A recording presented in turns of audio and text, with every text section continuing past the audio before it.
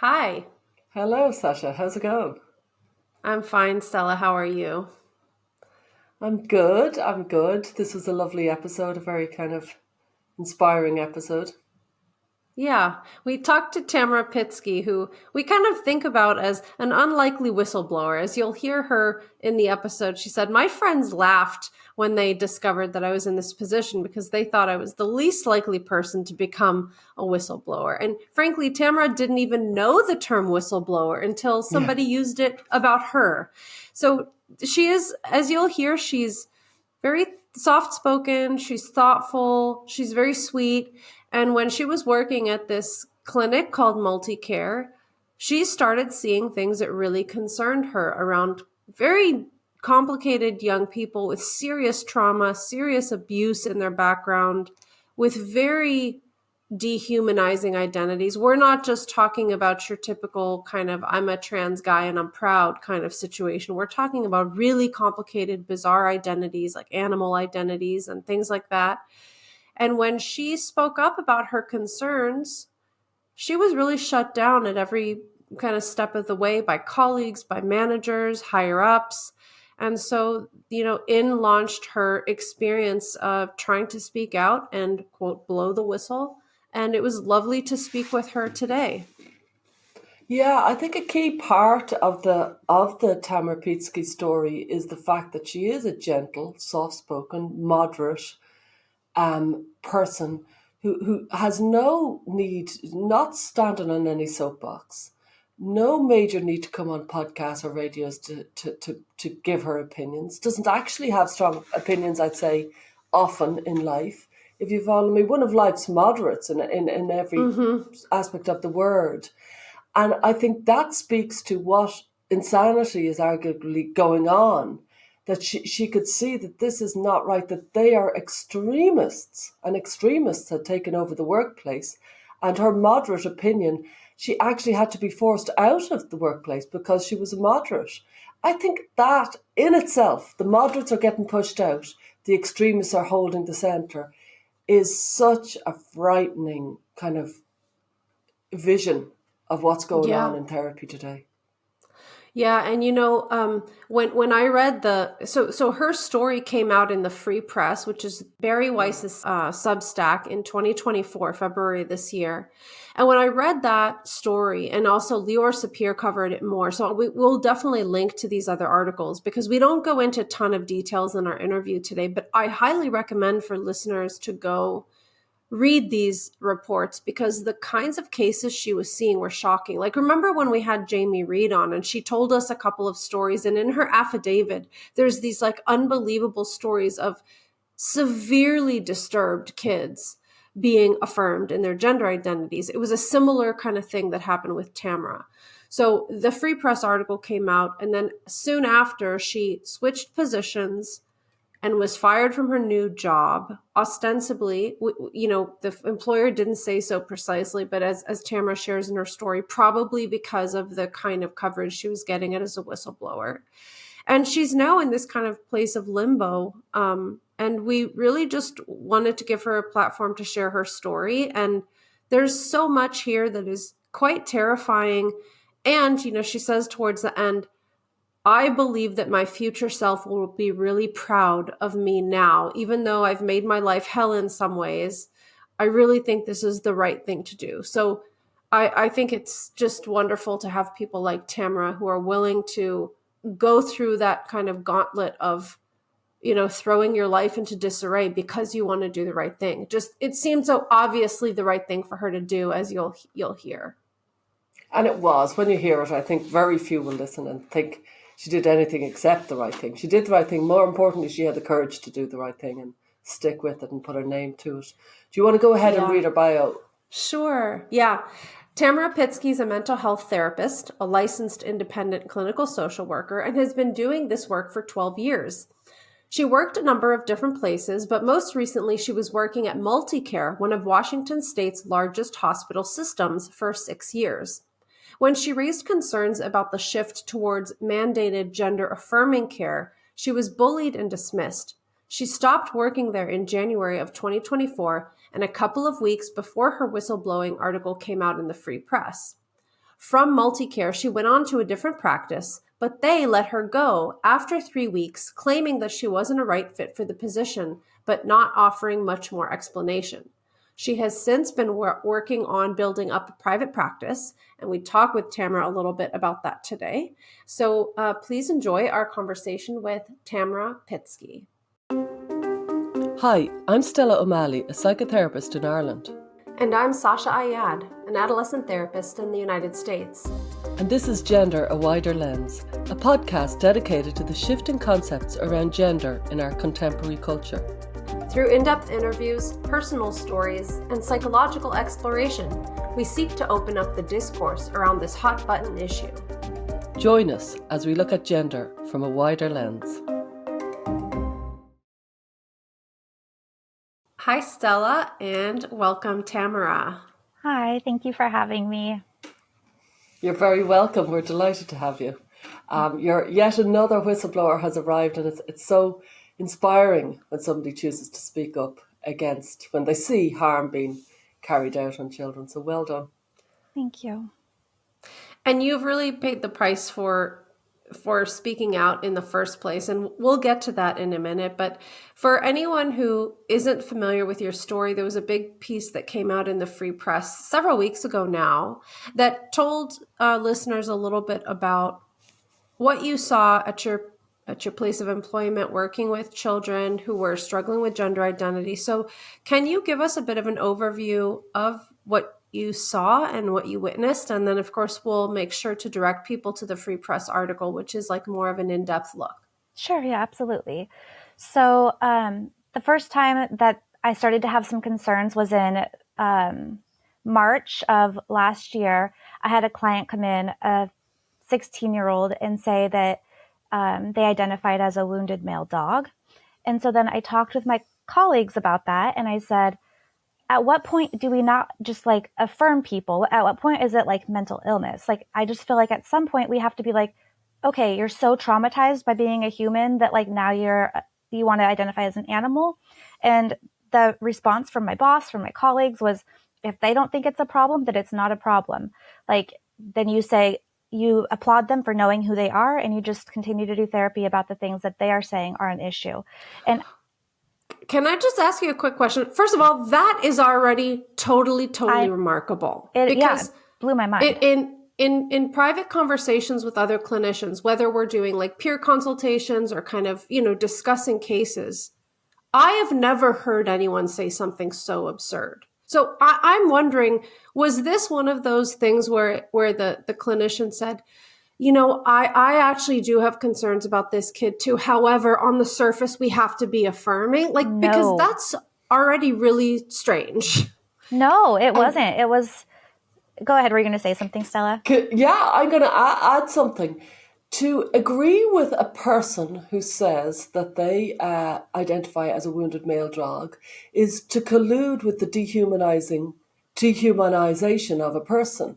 If you follow me, a child, specifically. You're colluding with the fact that they're dehumanizing themselves, and that's a fundamental harm to a human, to a child, to a human, and that's where we have to bring our humanity into the counselling process. That we've learned that from our history. We've learned that to dehumanize people is a really dangerous thing to collude with. If somebody is saying, I don't feel human, and you agree with them, you're actively participating in harm, is what I'm saying. Already in other places, people have, dehumanized people as vermin. They've dehumanized people as, and it's been written about, and there's a lot of scholarship around this. It's a really harmful thing to do to any other human.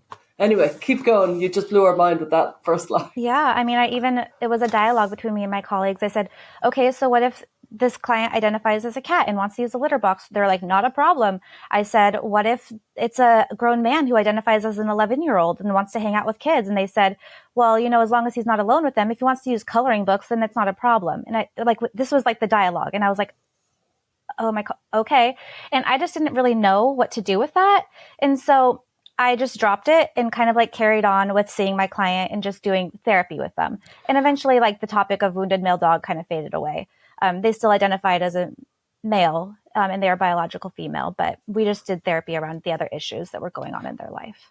And the setting where you worked, was it just a general counseling practice for adolescents? Were you in a hospital? Like, what was the place like? And I guess, were they a gender clinic? Or tell us a little bit about the placement where you were working. Sure. So I worked for Multicare. It is a hospital system, but I wasn't in the hospital portion of the building. So it was just an outpatient counseling center. And then a lot of my clients who I was seeing, I saw all ages, all presenting issues. But then the ones who were youth who came in and were expressing gender distress, they did go to the gender clinic, the pediatric gender clinic at Multicare. So I wasn't affiliated with that, but I could see the notes because we're all in the same system. And so the colleagues you mentioned and your supervisor that you mentioned, were they part of the gender clinic, or they were in your department, your they section? They were in my department. Okay. Mm-hmm. Okay. So you're asking you're asking these hypothetical questions like, well, what if someone identifies as a cat? What if a grown man identifies as a child? And you're getting similar answers that are basically no harm, no foul, as long as the person declares the identity, kind of like what you touched on, Stella. I think it's well accepted that we shouldn't dehumanize others, but if a person's dehumanizing him or herself, or let's say claiming a different identity according to Multicare, that's fine. Mm-hmm. Yeah. So at that point, did you just say, okay, let me get back in line. Maybe I need to do some more reading. Maybe I don't understand something. Or did you realize like something is severely wrong here pretty early on? I just kind of filed it away in the back of my brain and was like, because the response just blew my mind. And I don't even know how to process this or what to do with it. So I'm just going to keep doing my job and just like keep that in the back of my mind that this conversation happened. Did you speak about it with your let's say your good friends or your colleagues or your partner, saying, do you know what happened to me at work today? Yeah. Or did you almost, oh, you did? Yeah. Like to my best friend, I was like, am I crazy here? Like, isn't that something that would be considered like, we need to deal with this as mental illness and not as something that we're celebrating. Yeah. And my friends were like, yeah, absolutely. But okay. Wow. So you file it away, you keep doing your work, pick the story up, then what? Yeah. And so then I just kept seeing people and my clients who came in and were experiencing gender distress. I didn't do anything different with them. So it wasn't really an issue that I felt like I had to investigate or like, do a lot of research on. It was the same as like anything for me, like anxiety, depression. And I just assumed that if they were seeing the gender clinic, that the gender clinic was doing their job. Like I didn't feel like that was something I had to look into any more than I would look into like what their neurologist is doing. Like I just trusted them. Yeah. And then in September, we were told that there was going to be a mandatory gender affirming care training. And the fact that it was mandatory was like, just felt so like startling to me. Like, I don't even know how to explain it. I just was like, something is wrong here. And I didn't even know what gender affirming care was. So I know that makes me sound completely ignorant, but I just wasn't in this world.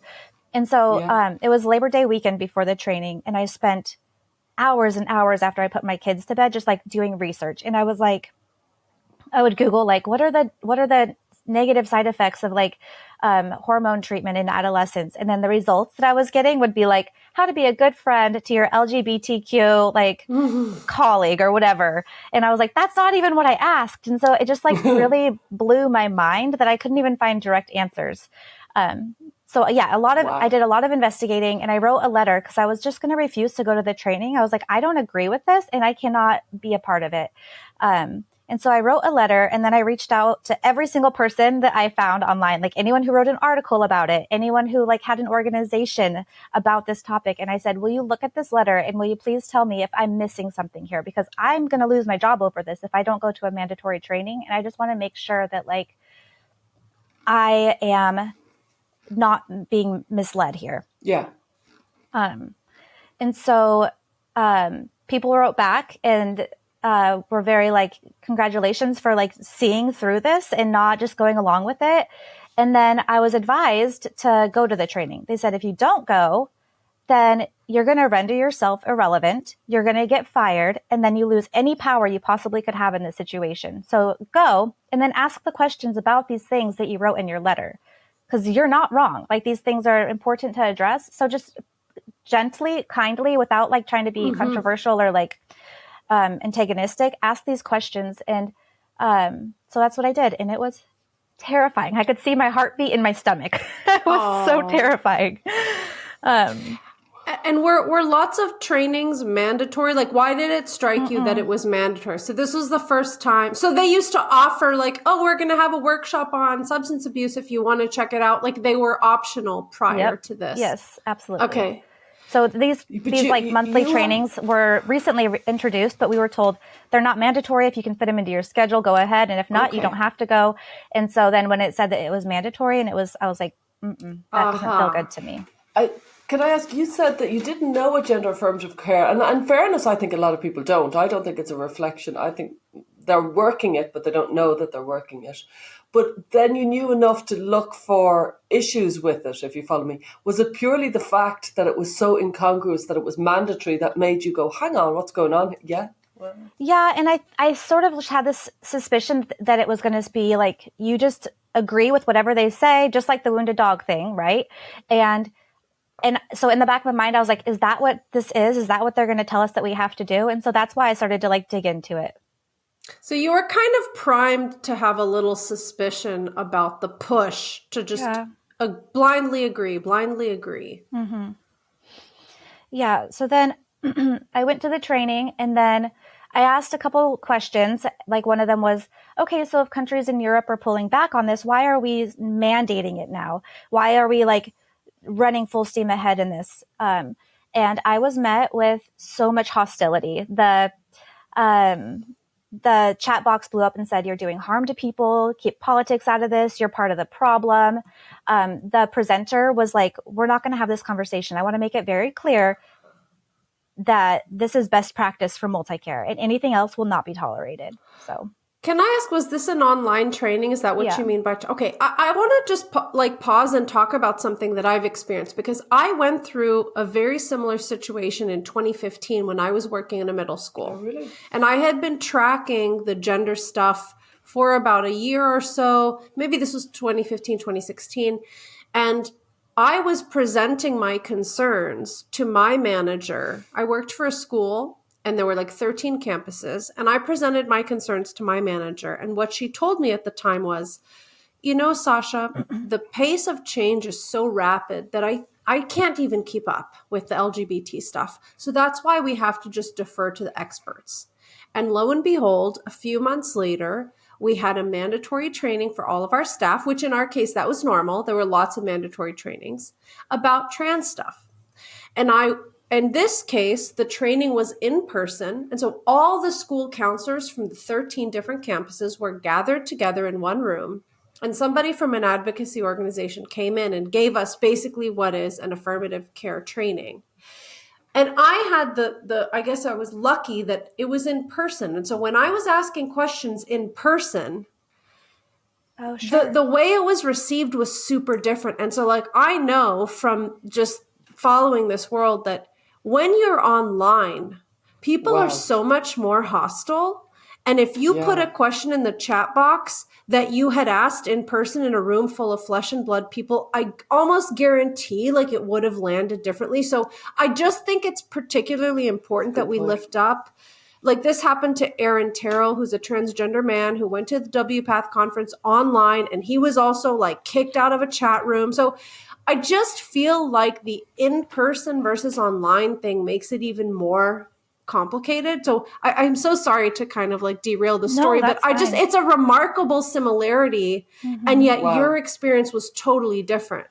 Yeah. So initially when I started asking questions, I would just unmute myself and ask them verbally because I felt like, you know, that was the best way to make myself heard. And then people would like respond in the chat box. And then the presenter was like, I'm not going to keep doing this. I'm not going to keep answering your questions. And so then I would just put the questions in the chat box directly. And then it was like, she said, I want to make it very clear we're not doing this. So like what's happening in the chat box needs to stop. Like this is best practice. She just like shut me down basically. And did you have anybody allying with you saying, well, I want to ask that too? In the moment, no. So afterwards, my boss messaged me and was like, you know, I just want to make it clear that I think that you mean well, but that was not the correct forum to ask those questions. So then when scary. would be, right? Like What behind is? closed doors where no one else can be made aware of these concerns. Like, yeah. So then she was like, I just wanted to let you know that that was not the correct forum to do it. And I had four people reach out to me afterwards and like email and just said like, you didn't say anything wrong in the training. You weren't being political. Like, we have these same concerns. Thank you so much for speaking up. We saw how you were treated and now none of us want to say anything. So I had there was 122 people in the meeting and 4 people reached out afterwards, but no one in the moment was able to come to my defense because who would want to jump in and be part of that attack, you know? Well, I would. Gosh. I appreciate that about you. I would too. Okay. So that sent you a very, very clear message about how questions and concerns are received. And Absolutely. Tell us what happened next. So people privately email you and say, you weren't wrong, but I would never have your back publicly, like that kind of thing. Yeah. Then what? And so then I just kept kind of like, I followed up with about the training and I said, I just want to get these, ask these questions, and I'm recording everything, right? Like anything that I get back in email, I'm keeping a record of it. So I, asked these questions like, hey, I just wanted to get direct answers about this. And so there's like this email dialogue going on for a while. And, I'm told basically that I don't know what I'm talking about, that I need to check my biases, that we're not going to agree on this topic. And so that's kind of where things were for a while, just like this back and forth dialogue where none of my concerns were actually specifically addressed, or else they were just like minimized. At no point did anyone say, and I'm writing my boss and the training person, like I'm including both of them. My boss never responded, but the person who did the training kept, responding. And at no point did she say, can you show me what you're reading? Let's look at this together. Let's like, even to be like, you're wrong. Like, she had never asked for anything to like, where are you getting your information? Let's have a conversation about this. It was just shutting me down and making me feel like I'm a transphobe. Right. So, that's so telling. That's so telling. Yeah. You know what I mean? The very ordinary and normal response to that, if somebody came to me with new information and completely negated what I've got to say, your immediate response is, where did you hear that? Let me see this. Let me read it. Let me have a look. It's so telling that they just went closed doors, batten down the hatches, stop speaking. Was the trainer a colleague of yours, or was this somebody brought in from an outside organization? Like, what was the relationship of the trainer who did that presentation? Yeah, she also worked for Multicare. She worked for a different area of Multicare, so I did not ever meet her in person or interact with her. But she, I found out after the training, was being promoted to like manager of the new gender clinic they were opening in Olympia. So and my boss was like, I want you to know that this person is an expert in this area. So what if she's saying something to you, then you basically need to defer to that, because this is her expertise. That's a common theme, right? We have to defer to the experts, and the experts are the people who only hold one particular view and frankly ignore all of the evidence. So that's kind of interesting. Okay. So then what? So then I had a 13-year-old child come in, and this child was not super verbal. They were on the autism spectrum. While we were talking, they would just like show me, quickly scroll through videos on their phone of like anime, horror, and like sexually graphic materials. To show you? Yeah, like they couldn't barely talk to me, but they would just like stand by my desk and just like scroll through and say like, this was their hyperfixation is what they said. And that they related to these like wounded, like bloody faced, like just all this stuff. And I only met with them 3 times. And I at one point did a consult with somebody because I was like, I don't want to be exposed to this. This isn't productive. Like, I don't think we're doing therapy here. But I never was able to kind of like work through that with them because, well, I'll get to why. So they had this extensive trauma history. They weren't really very verbal. And then the dad expressed that, so the client went to the gender clinic. When I asked the client, I said, hey, I see that you haven't, because now I'm like curious and I'm a little bit suspicious of the gender clinic. Yeah. So I said, I see you have a gender clinic appointment coming up. The kid didn't even know. Had no idea that they had an appointment. I said, how do you feel about that? They're like, I don't know. And then they just moved on scrolling on their phone. And so then I talked to dad, and he expressed that the gender clinic, after their first appointment, was ready to get a letter from me to allow the kid to start taking testosterone. A female child. Yes, a female child, 13-year-old, with like so many, like you can read about it, like you mentioned in the Free Press article. There's so much going on here. It was heartbreaking. Yeah, severe developmental delay going on. Yeah, So then when I was reading through the gender clinic note, they weren't quoting the child, but they were saying, this is what the child is saying. And I'm like, there's no way this child who can barely talk is communicating so clearly with you about wanting to become a male. So then I asked my boss about that too. And she's like, you have to trust that they know what they're doing. The process for this is so extensive. Like they're, just kind of like minimize my concerns about that as well. Like if that's what they're saying, the client said, then that's what they're saying. Cause they would never like, after the first appointment, they're saying, yeah, sign this 13-year-old up for like testosterone. I just am not buying that their process is so rigorous and so like, So after I got that request for a letter, I asked my boss again and the person who did the training, and I said, hey, I don't feel comfortable with this. I just want to be really clear that like, this is what you would say I need to do, that I need to write this letter. And I really, in my silly little clueless brain, thought they'd be like, oh, well, of course not. Like, if there's those issues going on, then you obviously you don't write the letter. And that is not what they said. They said there is no reason why mental health or trauma history would impact someone's gender identity. And if they're wanting a letter, you write that letter.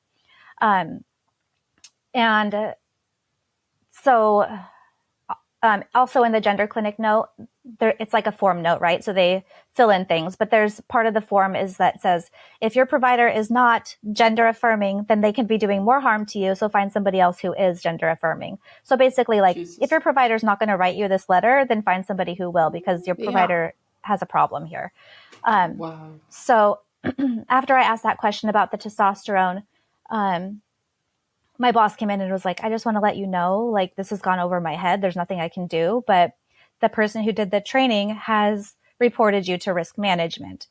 So then I'm like, finally, now risk management. And I can finally have a conversation about how we're doing harm to these kids. Like, again, I'm so dumb. I think that this is actually going to go in my favor. But I'm like, can I say you have traveled the path that so many of us, including me, thought, oh no, I just need to explain to people what's going on. Then they'll get it and they'll do the right thing. Absolutely. I know exactly where you were coming from. It wasn't dumb. It's utter belief in the humanity of other people. Yes. And so I'm like, okay, we'll have this meeting. And so the risk management and I met, and I'm like, yeah, of course, look at this client's chart. Look at all these reasons why I'm concerned. And then risk management decided that I was the risk. And so they took the client from me and gave it to somebody else on my team who obviously would write the letter for testosterone. So I think that's kind of where things ended. At one point I did ask just for clarification from risk management. I said, so what you guys are looking at, like SOC 8 guidelines here, right? And because I wanted in writing that that's what they're going off of. And she said, Smart. Yeah, absolutely. That's what we're looking at. And I started looking for a new job and found one and gave my 2 weeks notice in December. So from September of the training to December, so much happened, so much conversation, and just like, I was just so disillusioned. So you had really educated yourself if you were starting to talk about SOC 8, and you'd obviously figured out what was going down from the wounded dog until the developmentally delayed person. Yeah, I still definitely don't consider myself an expert, but I feel like I know enough to know that like we shouldn't be medicalizing children, and I just keep thinking about how there's that statistic that 80% of gender dysphoric youth outgrow that. And if we can't decide, or if we have no way of determining who's going to be that 20%, then we shouldn't be medicalizing any of them. And if their brains aren't fully developed until they're 25, they should not be able to consent to these treatments. So that's what I'm super clear on. The rest of it, I'm still learning and trying to like understand, but I'm very clear on that. We should not be medicalizing young people. Yeah. We want to take a moment to thank our sponsors, GenSpect and Therapy First. GenSpect is an international organization committed to fostering a healthy approach to sex and gender. The team and members of GenSpect strive to promote high-quality, evidence-based care for gender nonconforming individuals. GenSpect is pleased to offer a non-medicalized approach to gender with their recently published Gender Framework, and they continue to hold conferences around the world. Visit genspect.org to learn more. Therapy First is a non-profit worldwide professional association of mental health providers who view psychotherapy as the appropriate first-line treatment for gender dysphoria. Therapy First supports psychotherapists working with gender dysphoric youth and young adults and offers public education on mental health and psychotherapy. Visit therapyfirst.org to learn more. Now back to the show. So you put in a resignation, right? You didn't lose your job, but you were basically being nudged out. You were basically communicated that if you cannot comply, then we are going to keep hounding you until you do. Similar to what happened with Jamie, right? Jamie Reed. So you decided you needed to resign or leave. Can I just ask, I mean, did you ever have a point where maybe someone in your family or somebody you're talking to, or you just thinking about your life where you said, you know, I need this job. I have kids. I could just go along and just see what happens. Maybe these kids will be fine, you know, if we write the letter. Like, did you ever have a decision point like that? Because frankly, there are a lot of people who are writing these letters, and I don't think they're all terrible people, No, but me either. I'm curious about, was it very clear from the whole time that you just could not get on board with this? Or did you have moments of wavering? Because I think that's very natural.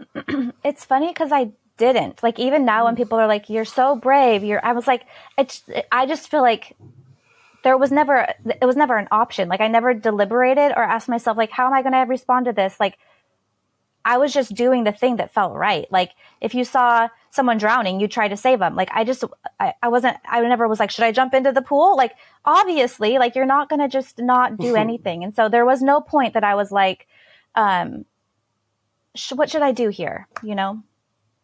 And I knew right from the start when I was going to write that letter and say I wasn't going to go to the training, I knew that I could lose my job over it. And I just felt like, what other option do I have here? Like, I hate that I'm in this situation. I hate that so much, but like, there's no part of me that can just go along with it, you know? Yeah. I almost wonder if it's because you were such an outsider to the world of gender that you had such a strong conviction about it. Because what we've seen from, for example, the leaked WPATH files is that when people are deep in that ideology, your sense of morality and right and wrong gets really warped. And you have very intelligent experts who keep finding ways to justify pretty horrific and experimental interventions on really vulnerable kids. And so I wonder if it's precisely because you knew nothing about gender that, like, you saw this and you were like, wait a minute, this is really terrible. Yeah, whereas others who are getting the trainings and doing the advocacy work and like learning about gender identity, they kind of get blunted to the shock of doing these medical things to kids. Yeah, I never thought about that, but possibly. Mm-hmm. Okay. So you resign, then what happens? Because you are now under investigation. So fill the gaps. There's a lot here. Yes. So I resigned. I started a new job in January. It was going fine.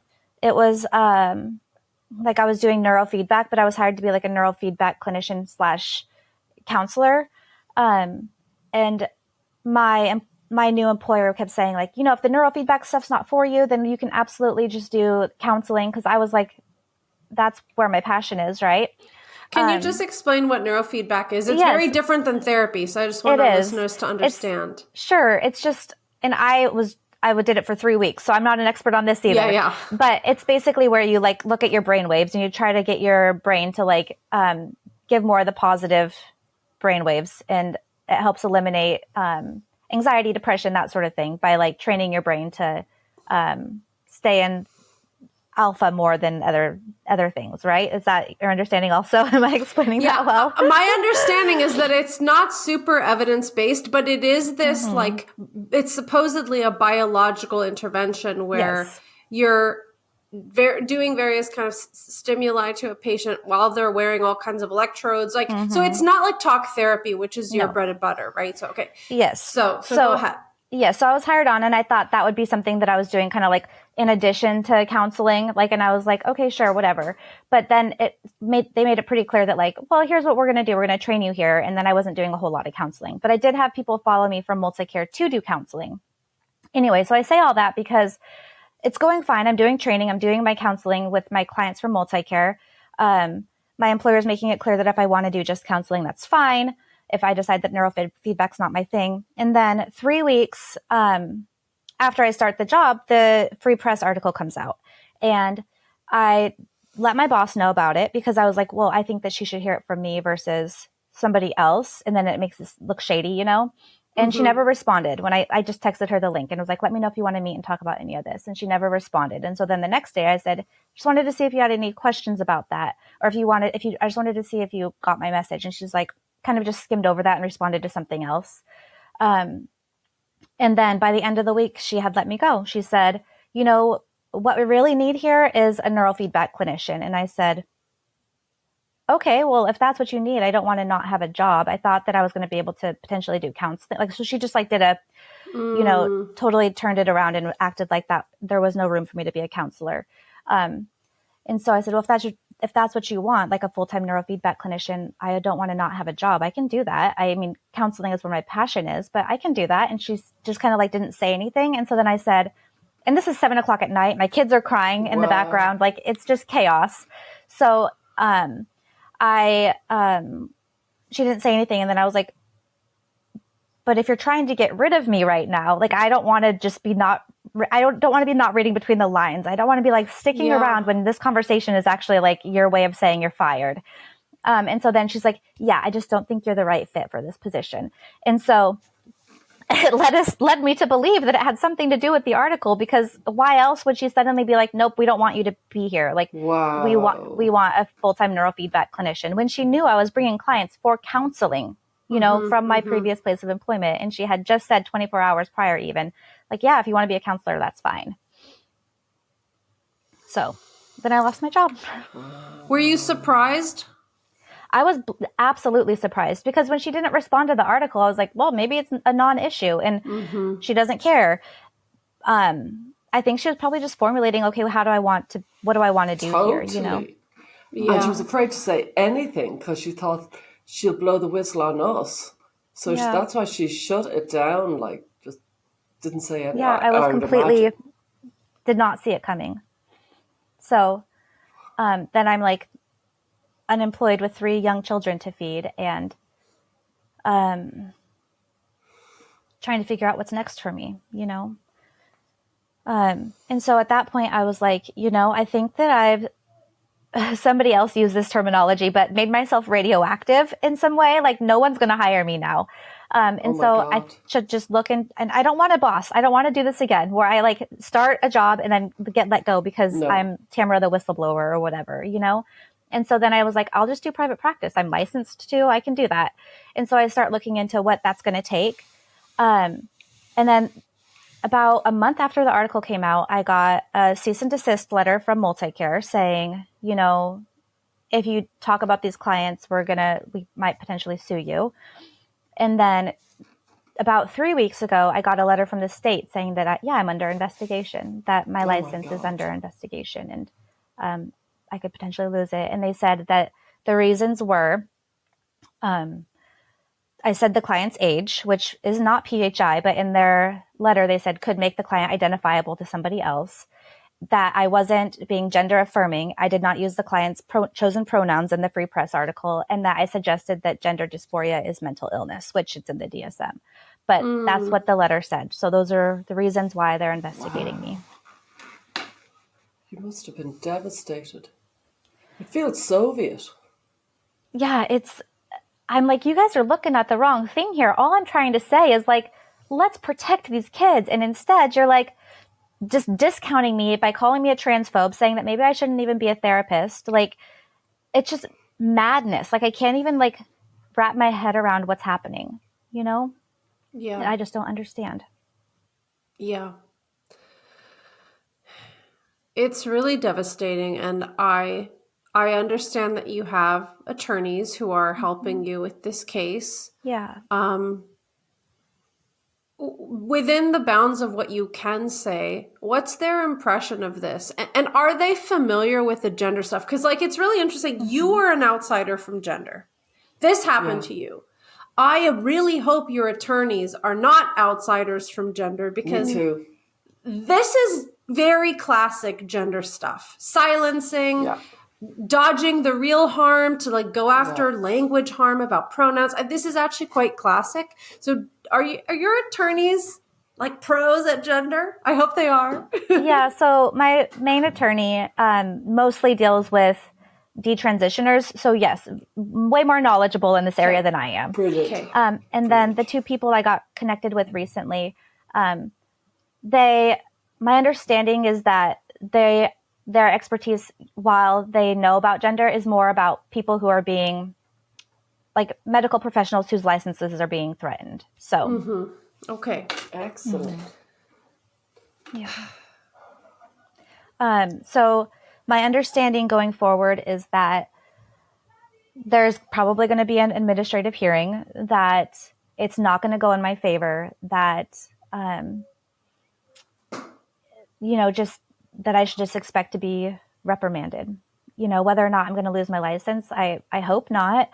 I think that they, I don't know. I think they just want me to shut up and go away. And like, then as long as I'm quiet, as long as I just like, accept my punishment, and then life will just move on for me, and I can, whatever, I'll be on probation for a couple of years, and then, I'll have learned my lesson not to talk. But every time I talk to my lawyers, I'm like, whatever you guys think I should do, I'll do. Like, I'm in it now. Like, I've sacrificed everything. Like, I obviously care so much about my family and taking care of them, but like, I care about creating a better world for them too. And that's what I'm trying to help accomplish here, is like, as much as I can, as little old me who doesn't know a lot about this, I want to have a voice. I want to be able to say, I, as a therapist, was not able to express my concerns. First of all, how alarming is it that our medical professionals, if they see something that is concerning to them, are like reprimanded for saying that it's a concern, like that's terrifying. Just my experience, I feel like, has just been so baffling to me. And I just desperately want things to change for these young people who are just lost and confused. And who isn't when they're a teenager? Like, that's part of being a teenager, is figuring out who they are. And let's create the safe space for them to do that, where they're not making lifelong changes to their bodies, Yeah, for sure. So, I mean, your attorneys don't seem to be very hopeful. They think you will be reprimanded, which is very concerning. I think because I'm in Washington State, like we are so woke here that like anyone who's not part of that mentality is considered, part of the problem. So I think that the lawyers I talked with are local, the ones I just met with, and they were just like, we've done lots of cases like this. I just want to let you know, like, this is how it's going to be. Like, it's not going to be a fair hearing. It's not going to be, basically it's not going to go in your favor. And so you just need to like expect that. So yeah, it blows my mind. Like, so then what are we doing here as like a society if I can't even go there and be like, here's what I'm trying to say, if it's just to go in and be punished, like, I don't know. Yeah. We hope you're enjoying this conversation as much as we are. We just wanted to take a quick moment and say thank you to all of our listeners. Your support helps us to keep the lights on and the mics hot. We recently made the switch to Substack so we could build a more robust listener community. Visit widerlenspod.com and check out the different subscription tiers. For just $8 a month, premium subscribers get access to weekly bonus content, discussion posts, and more. And founding members get the inside track on who's coming up to the show, with the ability to submit their own questions for our esteemed guests. For those of you who are in need of parenting support and resources, we each have parent coaching membership groups. Plus, you can buy our book, When Kids Say They're Trans. And if you're watching this on YouTube, don't forget to like and subscribe, and get involved in the lively discourse in the comments section. Thank you so much. Now, back to the show. Have you received other feedback that is supportive and hopeful and positive. I mean, you and I have talked a little bit, of course, outside of this recording, and my understanding is like your family and loved ones are super supportive. Like, tell us what else has been people's responses to this whole process. Sure. Yeah. So my close friends, there's a couple of them who are like, yeah, absolutely. I've got your back. Don't stop now. Like, keep doing what you need to do. And then I have friends who are like, Tamara, I'm just worried that they're going to think you're a transphobe. Like, maybe you should stop. Or don't you value your kids' futures? Like, why are you sacrificing everything? Like, look at your kids now that you don't have a job. And so even my well-meaning friends, some of them, I just feel like this has been so divisive, you know? Mm-hmm. Yeah.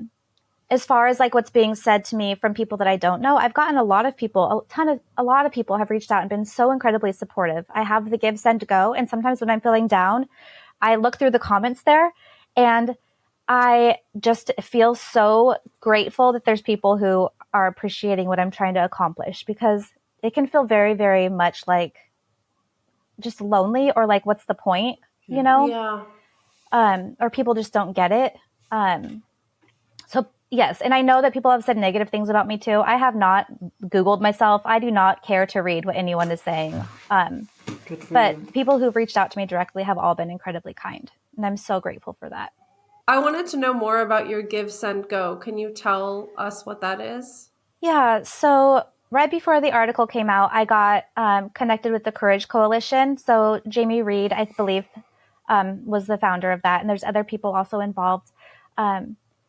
Basically creating a safe space, or like a soft landing kind of for future whistleblowers, so that like if you do lose your job, if this horrible thing does happen to you because you aired your concerns, like this organization, these people will help you be okay. Like, you will not go hungry. It's so important that people that have concerns know that this organization is there. Yeah. Because otherwise you are just like floundering and like, what's next for me, you know? So they created this Give, Send, Go to raise money to just kind of like help me meet my basic needs until I'm able to start working again, which I thought would be sooner rather than later. But now that this whole investigation's happening, I'm like, oh, thank God for that Give, Send, Go. Man alive, it's a lot. Right. Yeah. So they've been incredibly supportive. I've seen it that we've got a program in GenSpec called Beyond Trans, where people prioritize the non-medicalized approach to gender dysphoria. And, you know, they're on a directory, so they're therapists as such. But some of them I've seen, we were discussing this earlier, they to get around these kind of very, as I said earlier, Soviet Stasi-like kind of restrictions on conventional therapy.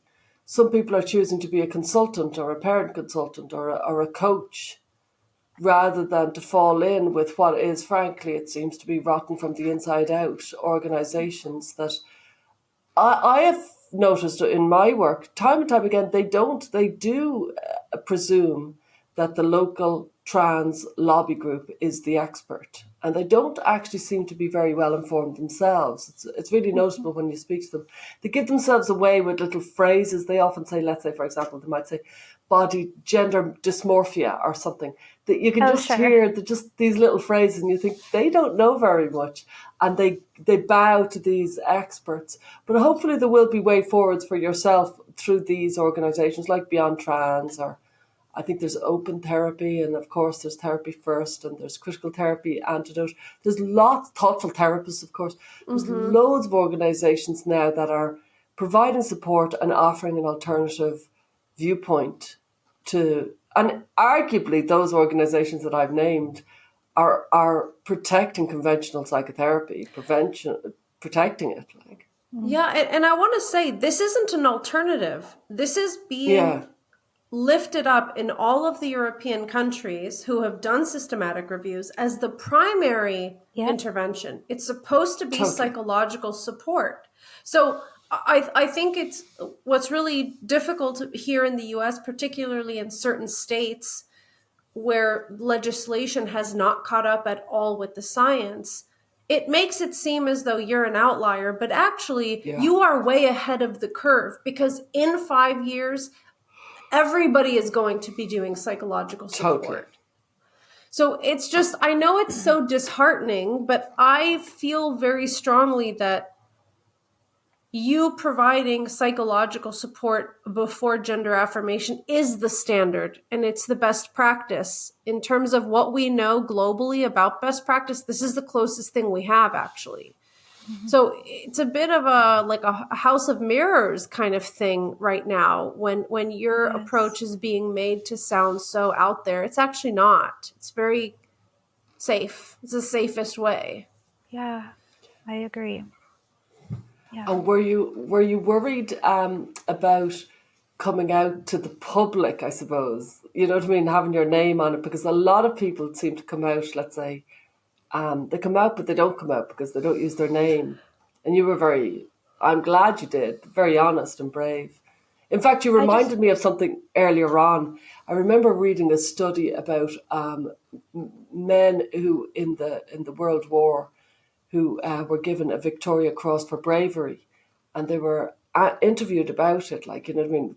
A great act of bravery is what they had carried out, and they won the Victoria Cross. This is over in England. And they each said exactly what you just said, Tamara, which was, I didn't have any choice. I just had to do it. Like, it was the road before me. It was the appropriate thing to do. More shocking that anybody else wouldn't do it, really. And that seems to be the instinct of a brave person, that they just jump in the water. It's just like, look, somebody's drowning. Do you know what I mean? Sure. Which is, it's a credit to you. But I wonder, did you agonize much, to go back to my question, about your name, about going out in public? Did you look and see how Jamie Reid had landed? How much were you kind of acquainting yourself with this whole world? Yeah, so I did talk to Jamie about it, and just kind of like had things, like was preparing myself for what could potentially be coming when the article came out. As far as putting my name on it, my thought was like, if I'm going to do this, I'm going to do it. Like, I'm not going to do it like I have something to hide or like I'm ashamed. Like, I'm going to just be in it. Like, I'm already in it. And so which isn't to say that somebody who doesn't want their name in it is ashamed, but I just felt like I want to be in it 100%, you know? Even if there's backlash, I just feel like that's what I have to do here. So it wasn't really something I deliberated. Yeah. Well, what do you see kind of coming next? I know you talked about feeling a bit stymied right now because you were thinking about going into private practice, but now there's this investigation. Are you kind of stuck in a place of limbo, or like, where do things stand for you right now? Yeah, no, I still want to start seeing people. I just think I feel a little bit like, I just feel like, I don't know. So I just try to like think about it, because I don't know what's coming down the road. If I'm seeing people and then suddenly I have to like go to court, like how fair is that to them? You know, like, or what if my license is taken and then they lose their therapist? Like, I did that at Multicare when I left. I did that at the last place I was at when I left. You know, people followed me from Multicare. I don't want to keep like dropping my clients when they think that, you know, that they can depend on me. And so I feel just a little bit like, okay, I was so motivated to do this private practice thing, and now I just feel like I want to sleep. I just feel tired. I don't know what to do. So it's just easy to be like, oh, I'm just going to take a nap. Well, you can't take a nap forever. That means something different. Yes. The stress is enormous. It's an extraordinarily frightening. You're very cool about it here, but it's an extraordinarily frighteningly disruptive. It's like you were on this path and suddenly you're on another path, and there's no obvious road ahead, and that's very frightening often. Yeah, it is. And it's also just like, I don't know, just so disillusioning that society is the way that they are right now, that this is how I've been received. So just trying to like process all of that it's a lot, you know? But it's amazing, because I think a lot about regional differences. And I mean, prior to moving to Arizona, I lived in Texas. And of course, there were definitely people who took issue with my approach to things. But for the most part, I have not really had any pushback. Like, when I have conversations with people at dinner parties, or I meet people out and about, people think it's quite reasonable to have concerns about medical interventions for kids. And what's really remarkable is like people that I've gotten to know in this gender world who live, for example, in the Northeast or the Pacific Northwest, like where you are in Washington, the climate is so dramatically different. And I don't know what it's like in Ireland or the UK, if there's like these pockets, these regional pockets of massive difference. But man, it's so strange because I have had pretty much nothing but support and interest when I talk about my work. So it's just so disheartening to hear how hostile your environment is for, ironically, an environment that claims to be so open-minded and progressive. It's weird. Mm-hmm. I wish you could feel more hopeful. And frankly, I mean, I'm sure our listeners would agree, and I'm certainly here rooting for you, but I think there are lots of ways you could continue to practice and work, because it's very much needed to do good old-fashioned regular therapy with these kids who have a lot of complicated issues. And I'm sure you could find a very kind of supportive environment via the internet or whatever. Yeah. I mean, I definitely have hope. I think that things are shifting. And as far as like what I'm able to do in the future, I think that that's all going to figure itself out, you know? Just it's right now, I'm like, man, things are so wild. I did not see this coming. Fortune favors the brave. I think if you did set up, I know that there would be, I know you have set up, but if you created your own niche, I think you guys call it a niche, but anyway, I'll call it a niche. If you created your own scene, I think you would be, gratified to see that there's a huge, huge demand that can't be met, frankly. It's not only people who've been harmed by medical transition, it's parents, it's people who are deeply trans-identified. There's a lot of different groups that are seeking people like you who just operate an ethical, conventional, therapeutic approach. There is a big demand. There's one question I want to ask before we go towards the end, which is you mentioned that you Googled lots of groups. You were kind of, I always ask, I'm always very interested in that. When you Googled, you were basically going, hang on, this affirmative approach that I'm being sent to with a kind of a mandatory kind of attitude. What did you Google and who did you find when you did? Because I can't get out of my echo chamber because the algorithm just sent me straight to all my pals. What did you find when you Googled them? Do you remember what were the words you used? I don't. I spent like I said, 3 days, just like hours and hours reading and trying to figure out and then looking at key phrases and being like, okay, so that got me something that, that search got me something, one article that seemed like, okay, yeah, that's something that I can use. And so then I would just follow that article to like something else, so I don't really know. I know I got connected with Therapy First and SEGM and just a whole bunch of different organizations. And was there a moment when you thought, I'm sitting on a whole movement here? There's a whole huge groundswell of people who are thinking this. I felt like I wasn't crazy when I realized that there's other people fighting this, fight.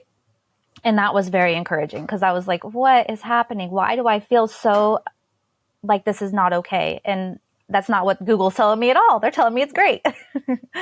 So, yeah. Can we ask one last question for the main portion, and then we'll jump over into our Substack exclusive content? We were kind of talking before. Do you apply to be a whistleblower, or how does that technical designation land on people? Because there may be people listening who are therapists working in various clinics who also want to kind of speak out. And I'm aware that some laws will protect some aspects of, quote, whistleblowing, but can you share, to the best of your knowledge, what is a whistleblower exactly? Yeah, I had never even heard the term whistleblower until somebody used it to describe me. I was like, I did not seek to be a whistleblower. I had no idea what that even was. And my friends laughed. They're like, you are the least likely person on the whole planet to be in this role right now. And they're like, how are you here? And I'm like, I don't know. It's baffling to all of us, but, that's very funny. So I didn't seek to be a whistleblower. I just wanted to have a voice and say something isn't right here. And then things just kind of escalated when I was being met with so much hostility and just resistance. And at some point, the people I was talking with were like, okay, yeah, this is like a whistleblower case where you could potentially, influence some change.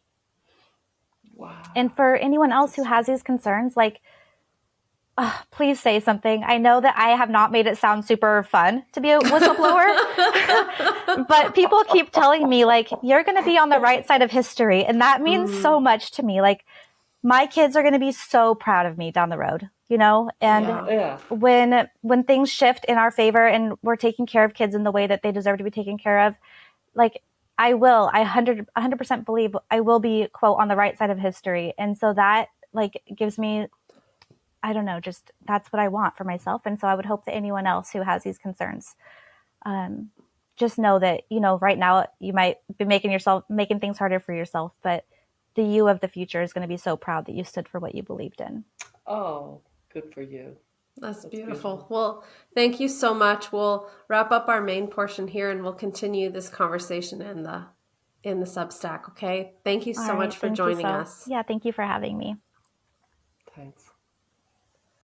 Thanks for joining us this week on Gender, a Wider Lens. If you enjoyed the show, please rate and review us on Apple Podcasts or Spotify. And be sure to visit us on Substack by going to widerlenspod.com. There you can join our listener community, access bonus content and resources, plus learn about additional ways to support the show.